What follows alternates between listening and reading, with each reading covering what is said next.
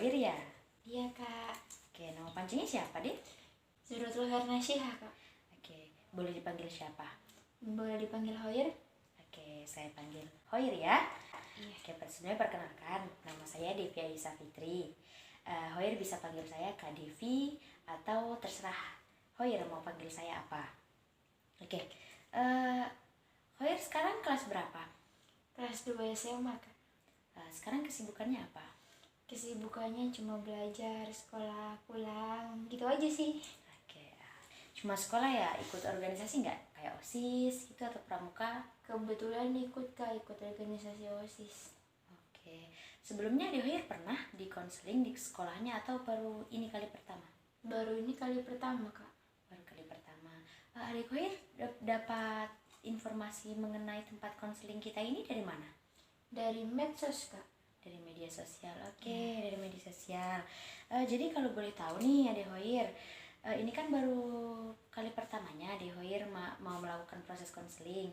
Jadi kakak mau jelaskan nih, di konseling itu ada apa saja. Jadi di konseling ini kita ada beberapa asas. Yang paling utama itu asas kerahasiaan. Jadi Adik Hoir bisa ceritakan semua permasalahan Adik Hoir di sini. Dan kakak bisa jamin kalau cerita yang Adik Hoir bagi ke kakak itu akan kakak simpan secara aman dan rahasia. Jadi adik tidak perlu khawatir nih, misalnya nanti bakalan ada orang yang tahu jadi adik takut gitu. Enggak, tenang, bakal aman. Kali pertamanya adik mau di konseling gitu. Kalau boleh tahu apa sih yang buat adik sampai datang ke tempat konseling ini? Jadi gini kak, orang tua aku itu sering beda pendapat. Nah dari perbedaan pendapatnya mereka itu imbasnya malah ke aku, kayak aku yang kena marah sama mereka. Pokoknya apa-apa jadi kena aku deh gitu. Kakak tahu. Jadi ayah dengan ibunya adik ini sering berbeda pendapat, jadinya adik yang mengenai dampaknya gitu. Kalau kakak boleh tahu dampaknya tuh kayak gimana sih sampai di rumah tuh apa yang adik alamin gitu? Kalau di rumah tuh sering silent treatment, kayak kadang keseringan sih kak, kalau ayah itu sering marah ke ibu, terus nanti ibu jadinya kayak emosi, semua tuh jadi emosi, jadi kayak ditanya dikit bawanya emosi, ditanya dikit bawanya emosi, kayak nggak bisa aja ditanya kalau lagi ada masalah, apa nyalahin aku tuh adik gitu. Oke, dari yang kakak lihat nih, adik kayaknya belum nyeritain semua masalahnya sama kakak. Jadi mau kakak jelasin dulu ya. Adik sebisa mungkin rileks, tenang.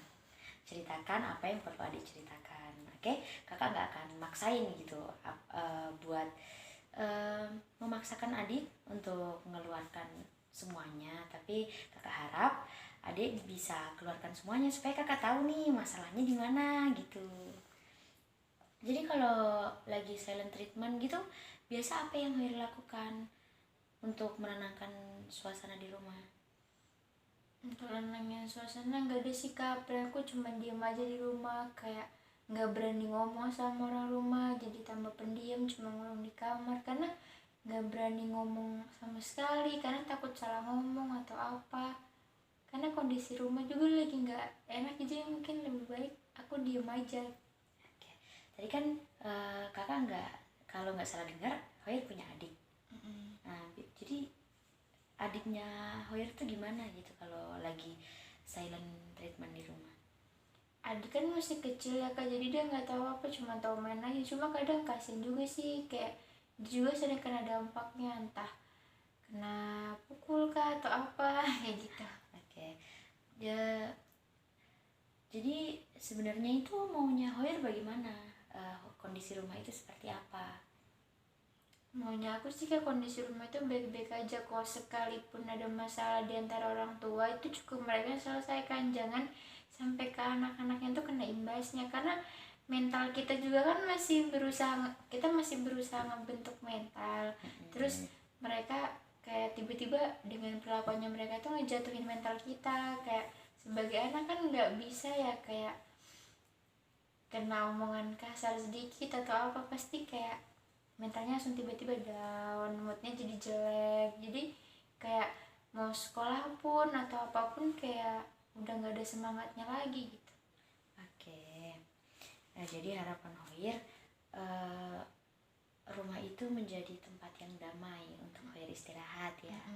Oke. Untuk Hoir sendiri nih, kira-kira apa sih hal apa yang harus Hoir lakukan supaya seperti yang tadi Hoir bilang, kesehatan mentalnya Hoir itu terjaga di rumah dengan kondisi rumah yang seperti itu.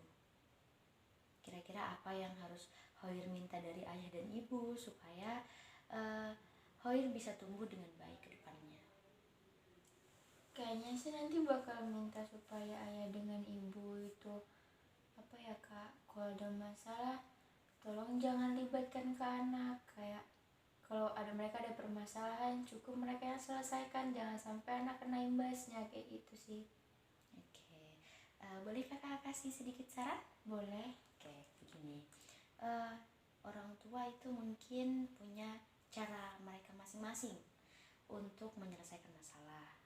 Mungkin ayahnya sama ibunya Hoir cara menyelesaikan masalahnya seperti itu, walaupun sebenarnya tidak dibenarkan. Jadi Hoir bisa bicara sama ayah dan ibu, kan Hoir ini anak pertama kan, Hoir yang paling tua daripada adiknya Hoir.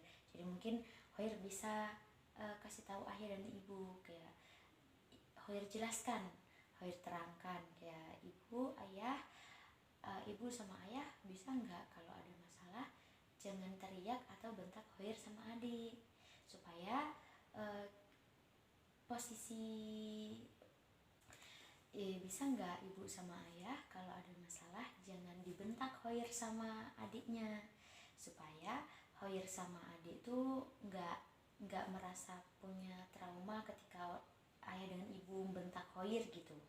Terus juga Hoir mungkin bisa sarankan sama ayah sama ibu untuk lebih sering menghabiskan waktu dengan keluarga, kayak have time, quality time cuma sama ayah mungkin, karena kalau kakak simpulkan dari ceritanya Hoir tuh kayak lebih ayah yang temperamen ya. Nah Hoir bisa gitu kayak ajak ayah untuk cerita, sharing tentang masalahnya Hoir di sekolah atau activity yang Hoir lakukan selama 1 hari itu juga bisa untuk meredakan emosinya ayah. Selain itu ya kira-kira hal kecil seperti itulah yang bisa Hoir lakukan untuk membangun komunikasi yang baik dengan ayah dan ibu. Oke, setelah melakukan proses konseling ini, bagaimana? Apa yang Hoir rasakan setelah membagikan permasalahan yang telah Hoir pendam? Rasanya lebih tenang aja sih kak, kayak ada teman cerita kan, karena kalau di rumah itu nggak ada yang bisa diajak sharing ataupun bertukar pikiran, karena aku sendiri anaknya tipe kalian suka mendem apa-apa, kayak jarang yang mau cerita sama siapapun, kayak nggak ada orang yang bisa dipercaya gitu sih. Oke, nah itu poinnya ya Hoir. Coba nanti tolong setelah pulang dari sini Hoir coba lagi bangun komunikasi yang baik dengan orang tuanya. Hoir bisa sharing dengan ayah sama ibu, mungkin mereka juga jadi seperti itu karena kurang mengerti Hoir ini sebagaimana sebenarnya, apa sebenarnya masalah yang dihadapi sama Hoir ya. Oke, sesi konseling kali ini kita akhiri. Tapi kalau Hoir minggu depan atau masih membutuhkan percakapan ringan dengan kakak, Hoir bisa sekali datang lalu mengatur jadwal lagi dengan kakak. Mungkin paling cepat 1 minggu ke depan atau paling lambat 2 minggu ke depan. Oke kak. Baik kak, terima kasih karena kakak udah mau ngeluangin waktunya dengerin keluh kesah aku selama ini yang aku pendam, dan sekarang udah. Oke kak, jadi makasih banyak karena kakak udah ngedengerin cerita aku sampai akhirnya aku bisa kayak nemu titik solusi yang bisa aku lakuin buat nanti kalau aku udah di rumah. Oke, semoga proses konseling ini dapat berguna buat Hoir ke depannya. Semoga juga komunikasinya sama orang tuanya bisa berjalan lagi dengan baik. Semoga tidak ada lagi miskomunikasi dan lain sebagainya. Tetap semangat. Oke, makasih kak. Oke, Thank you. dadah. Dah.